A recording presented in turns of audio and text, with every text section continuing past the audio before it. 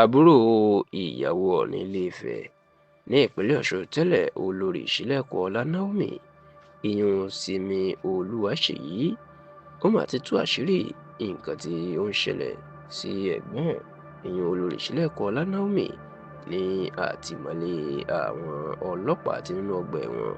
tí obìnrin náà sì jẹ́ kó di mọ̀ pé bí ọ̀daràn ni wọ́n ṣe ń ṣe ẹ̀gbọ́n òun. Kódà ìyá olórí ìṣílẹ̀kùnọ́lá naomi òun náà jẹ́ kó di mọ̀ pé àwọn alágbára kan látòkè ni wọ́n tú àṣírí fún òun pé wọ́n wà nídìí ọ̀rọ̀ ìṣílẹ̀kùnọ́lá naomi wọ́n sì ti parí ọ̀rọ̀ wípé wọ́n gbọ́dọ̀ tú sílẹ̀ wọ́n sì gbọ́dọ̀ bá a ṣe ẹjọ́ ni. Ẹ rántí pé lọ́sẹ̀ tó kọjá tí olórí ìṣílẹ̀kùnọ́lá naomi tó fẹ́ ṣe ètò láti pín ẹ̀bùn fún àwọn ọmọdé 5,000 ní pápá ìṣeré Islamic High School tó wà lágbègbè Ìbàṣọ̀run ní ìlú Ìbàdàn ìní ọ̀rọ̀ náà di wìtìwìtì tí ọ̀rọ̀ di ariwo níbi pé àwọn ọmọdé tó wá síbẹ̀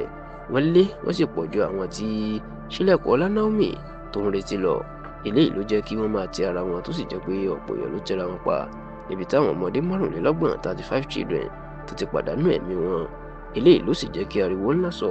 tó fi di pé ìjọba àtàwọn agbófinró ń dá sí i tí wọ́n gbé ìṣílẹ̀kùnọ́lá naomi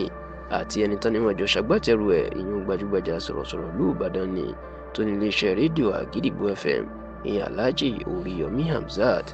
Ṣá inú ọ̀sẹ̀ tá a wà yìí náà fojú àwọn méjèèjì bá ilé ẹjọ́ bẹ́ẹ̀ ní ilé ẹjọ́ ó ní ká lọ fi wọ́n pamọ́ sí ọgbà ẹ̀wọ̀n di ọdún tó ń bọ̀ tí ìgbẹ́jọ́ tí yóò wáyé.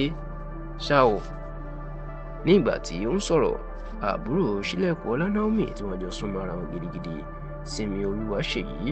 ó jẹ́ kó di mọ̀ pé nǹkan tó ń ṣẹlẹ̀ sí obìnrin náà ó ló burú gidigidi. Ó ní yàtọ̀ sí pé ó dájú pé àwọn sáré gbé e lọ sí ilé ìwòsàn wọn nígbà tó dé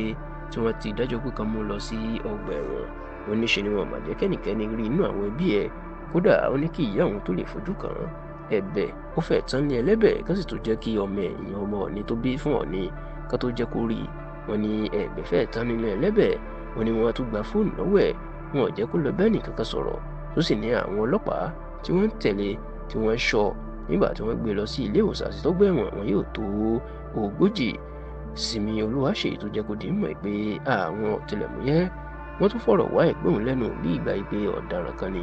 tó sì ní ọ̀rọ̀ ọ̀hún kò tiẹ̀ fẹ́ yé òun mọ́ rárá nítorí pé àwọn ò mọ̀ bí ẹ̀sùn tí kì í ṣe pé ẹ̀gbọ́n òun ló pa àwọn ọmọ tó kú bó ṣe wá sọ́ di ọ̀ràn débi pé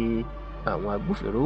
ni wọ́n ń ṣọ́ ẹ̀gbọ́n òun ni wọ́n sì fẹ́ jẹ́ kí ẹnikẹ́ni rí i. Ó tiẹ̀ wá jẹ́ kó di mọ̀ wípé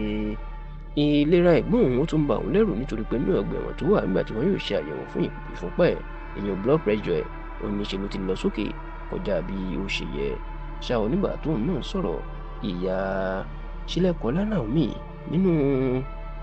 ọ̀rọ̀ tó sọ nínú fídíò tó ṣe lórí ẹ̀rọ ayélujára ọmọ ẹ̀ ni ló ti ń sọkún pé kí gbogbo abiyamọ ayé kan ṣàánú òun kí gbogbo alágbára nàìjíríà kan gbà òun nítorí pé gbogbo ibi tóun dé tóun bẹ̀bẹ̀ lórí ọ̀rọ̀ ọmọ òun iná sọ pé látọ̀dọ̀ àwọn alágbára kan látòkè ní àṣẹ ti wà